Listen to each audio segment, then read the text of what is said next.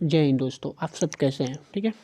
SSC GD 2022 के लिए आपके लिए हिस्ट्री का पूरा निचोड़ लेकर आया हूँ। पिछले वर्षों की टॉप 15 एमसीक्यू आपके सामने रख रहा हूँ। ठीक है, और ये एग्जाम में ज़रूर छपेंगे अगर ये, ठीक है। चलिए इसकी शुरुआत करते हैं इस बेहतरीन सेशन की। पहला क्वेश्चन दिया है कि निम्नलिखित में से हड़प्पा सभ्यता का काल लगभग क्या था? 1750 से लेके 1500 ईसा पूर्व, 7000 से लेके 3000 ईसा पूर्व, या 3000 से लेके 1500 ईसा पूर्व तक।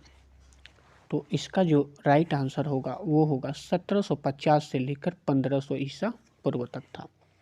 आगे देखिए दिया है, हड़प्पा सभ्यता की जो खोज हुई निम्नलिखित में से किस वर्ष हुई थी?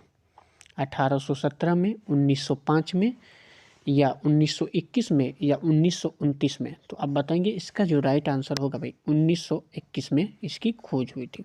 चलिए, कालीबंगा स्थित है कहाँ? कालीबंगा स्थित है हरियाणा में, राजस्थान में, गुजरात में, या पंजाब में? तो भाई कालीबंगा जो है ना आपका हरियाणा में है, या राजस्थान में, या गुजरात में, या पंजाब में? आपका राइट आंसर होगा राजस्थान में। सिंधु घाटी की सभ्यता मूलतः शहरी थी, कृषि प्रधान थी, धार्मिक थी, या आदिम थी? तो क्या होगा भाई इसका राइट आंसर? भाई बताओ, शहरी थी। निम्नलिखित में से क्या हड़प्पा संस्कृति पे प्रकाश डालते हैं? पुरातत्व संबंधी खुदाई, शिलालेख, या ग्रंथ? बताएंगे भाई। पुरातत्व संबंधी जो खुदाई है ना, हड़प्पा संस्कृति पे प्रकाश डालते हैं, जिससे हमें हड़प्पा संस्कृति के बारे में पता चलता है। हड़प्पा सभ्यता का प्रसिद्ध स्नानागार किस नगर में स्थित था? हड़प्पा, मोहनजोदड़ो, बनावली, रंगपुर, या आपका मोहनजोदड़ो? सही बताएंगे, इसका राइट आंसर होगा आपका मोहनजोदड़ो। आगे देखिए, हड़प्पा सभ्यता का प्रचलित नाम क्या था? सिंधु सभ्यता, लोथल सभ्यता, सिंधु घाटी की सभ्यता, या मोहनजोदड़ो की सभ्यता? तो इसका राइट आंसर होगा भाई आपका सिंधु घाटी की सभ्यता इसका मेन नाम था। चलिए आगे चलते भाई। सिंधु घाटी की सभ्यता में कौन सी विशेषताएं नहीं थी? सड़कें सीधी व एक दूसरे को समकोण पर काटी थी, मकानों के जो दरवाजे थे पीछे की ओर खुलते थे, मकान अच्छी व पक्की ईंटों से निर्मित थे, मकान छोटे व बड़े दोनों प्रकार के थे? तो मकान यहाँ पे क्या थे? मकानों के दरवाजे पिछली ओर खुलते थे। आगे देखिए भाई, हड़प्पा सभ्यता के विलुप्त हो जाने का कारण क्या था? भूमि की उर्वरता कम हो गई, या बाढ़ों का आना, या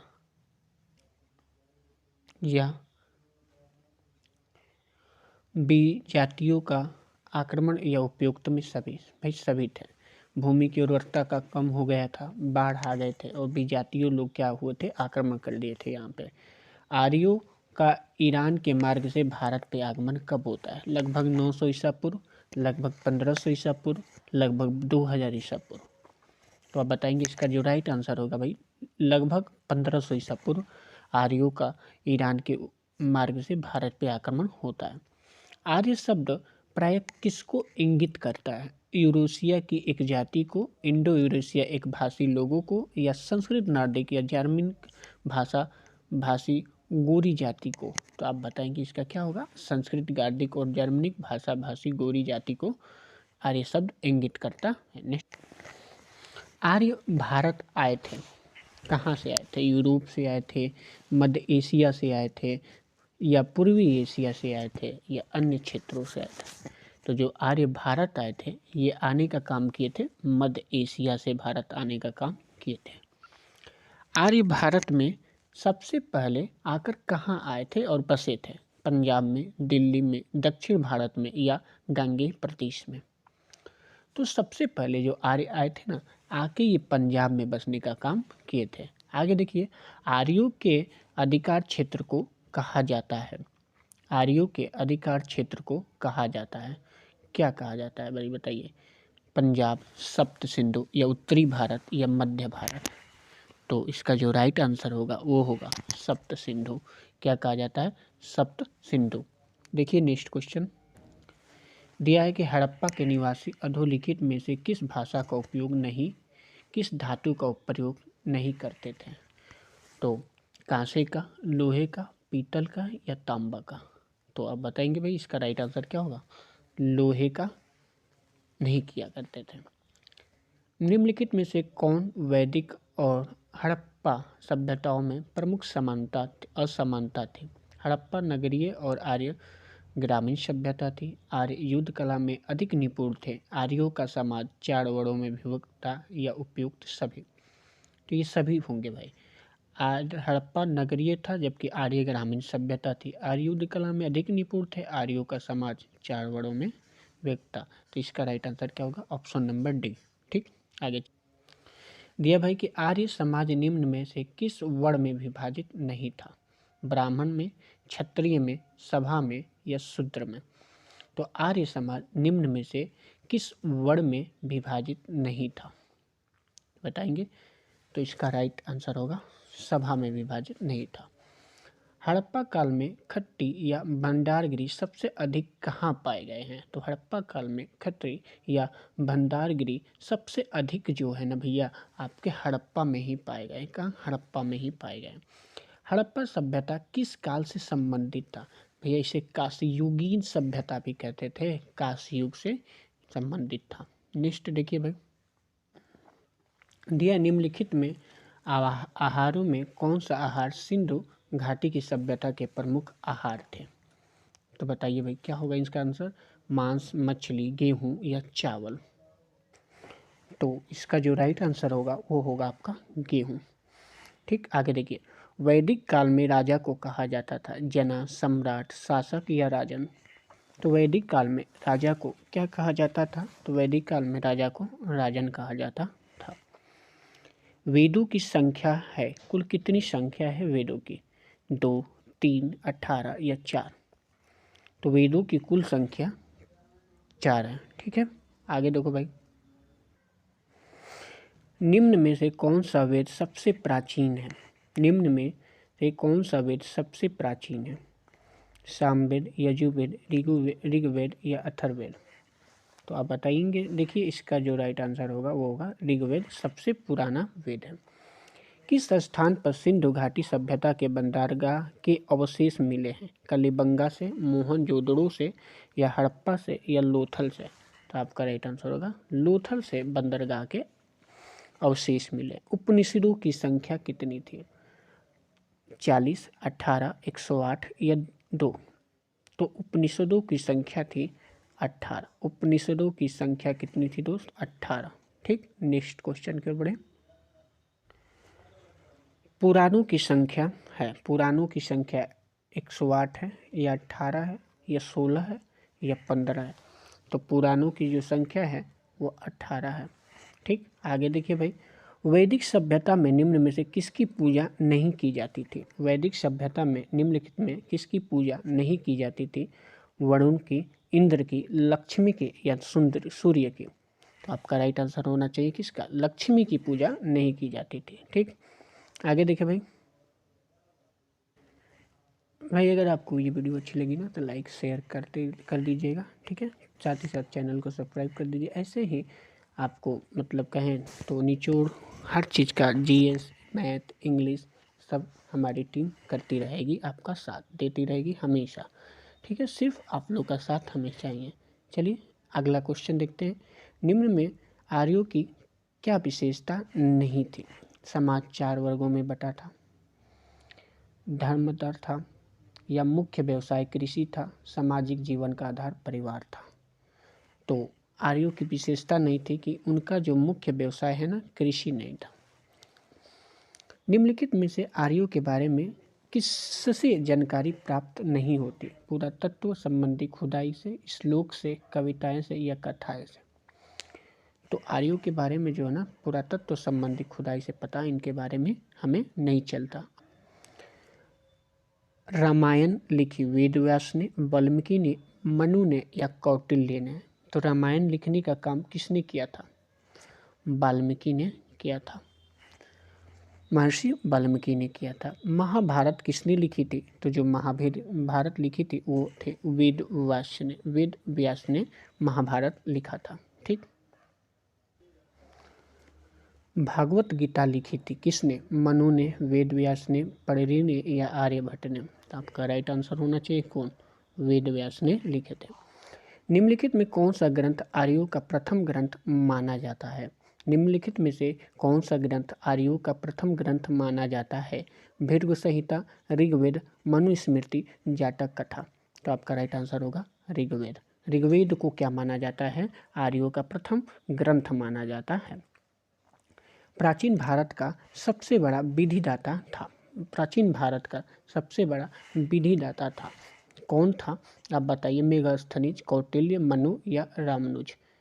तो इसका राइट आंसर होने वाला है वो है मनु। कौन था भाई? मनु था। ठीक है, आगे देखो भाई। मनु द्वारा सबसे प्रसिद्ध रचना है अर्थशास्त्र, पुराण, महाभारत या मनुस्मृति? अर्थशास्त्र, पुराण, महाभारत या मनुस्मृति? तो आपका राइट आंसर होगा मनुस्मृति। कौन सी है भाई? कौन सा है? मनुस्मृति। निम्नलिखित में कौन सा ग्रंथ बुद्ध से संबंधित है? निम्नलिखित में कौन सा ग्रंथ बुद्ध से संबंधित है? जातक कथा, पंचतंत्र, हितोपदेश या नाट्यशास्त्र? तो इसका जो राइट आंसर होगा वो होगा आपका जातक कथा। कौन होगा भाई? जातक कथा। जैन मत के प्रवर्तक वर्धमान महावीर का जन्म कब और कहाँ हुआ था? 483 ईसा पूर्व राजगृह में हुआ, 486 ईसा पूर्व लुम्बिनी में हुआ, 540 ईसा पूर्व वैशाली में हुआ या 486 ईसा पूर्व कुशीनगर में हुआ था? तो आपका राइट आंसर होने वाला है जो भाई वो राइट आंसर होगा आपका 540 ईसा पूर्व वैशाली में हुआ था। ठीक। गौतम बुद्ध का जन्म हुआ था। तो गौतम बुद्ध का जन्म हुआ था 567 ईसा पूर्व लुम्बिनी में या 327 ईसा पूर्व सारनाथ में या 527 ईसा पूर्व गया में या 577 ईसा पूर्व वाराणसी में? तो इसका जो राइट आंसर होगा वो होगा 567 ईसा पूर्व लुम्बिनी में हुआ था। गौतम बुद्ध को किस स्थान पर ज्ञान की प्राप्ति हुई थी? सारनाथ, बोधगया, लुम्बिनी या वैशाली? तो गौतम बुद्ध को जो ज्ञान की प्राप्ति हुई थी वो हुई थी बोधगया में। कहाँ थे? बोधगया में। बुद्ध ने किस भाषा में जनता को उपदेश दिया था? संस्कृत भाषा में, प्राकृतिक भाषा में या पाली भाषा में या यावनिक भाषा में? तो आपको पता होना चाहिए कि वो पाली भाषा में उपदेश दिए थे। किस भाषा में? पाली भाषा में उपदेश दिए थे। ठीक, आगे चलिए भाई। महात्मा बुद्ध ने अपना पहला उपदेश कहाँ दिया था? महात्मा बुद्ध ने अपना पहला उपदेश कहाँ दिया था? कपिलवस्तु, गया, सारनाथ या वैशाली? तो आपका राइट आंसर जो होना चाहिए वो होना चाहिए क्या? सारनाथ। ठीक, आगे चलिए। शाक्य वंश के किस राजा ने महान धर्म की स्थापना की थी? वर्धमान महावीर ने, सिद्धार्थ ने, कनिष्क ने या अशोक ने? तो आपका राइट आंसर क्या होगा बताइए? सिद्धार्थ ने किया था। किसने किया था भाई? सिद्धार्थ ने किया था। आगे देखिए भाई। वर्धमान महावीर का संबंध किस गणतंत्र से है? लिच्छवी से, शाक्य से, कौशाम्बी से या मगध के? तो वो लिच्छवी से संबंधित रखते। ठीक, आगे देखिए भाई। दिया कि बौद्ध धर्म बाद में दो शाखाओं में बट गया, हीनयान तथा महायान। महायान समर्थकों के अनुसार बुद्ध की भक्ति करने से निर्वाण की प्राप्त हो सकती है, बुद्ध के विचारों को मानने से निर्वाण प्राप्त हो सकता है या उपयुक्त दोनों? तो इसका जो राइट आंसर होगा वो होगा बुद्ध की भक्ति करने से निर्वाण की प्राप्ति हो सकती है। ठीक, आगे चल भाई। जो सांची किस लिए प्रसिद्ध है? सांची किस लिए प्रसिद्ध है आप बताएंगे?